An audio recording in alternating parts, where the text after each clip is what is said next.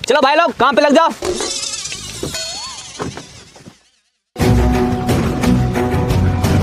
ये है जग्गा भाई, ये रोज पीता है 2-2 किलो दूध, फिर 10 तल्ला बिल्डिंग से जाता है कूद, लेकिन फिर भी इसका हाथ पर नहीं टूटता क्योंकि ये पहनता नहीं है चड्डी। दूध पी पी के मजबूत हो गया इसका हड्डी।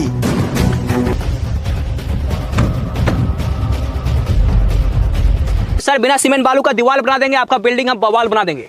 साला कैसा ठेकेदार है यार, बिना सीमेंट वाले दीवार कैसे बना देगा? रे कांच पकड़ के लाया इसको, भगा इसको। रे भागो यहाँ से, साला दीवार बनाने आता नहीं है, बिल्डिंग बनाएगा। भागो यहाँ से। चलो रे, रुको इधर इधर। अब भागो यहाँ से। चलो रे, ये सब छोटा मोटा काम नहीं करते हैं।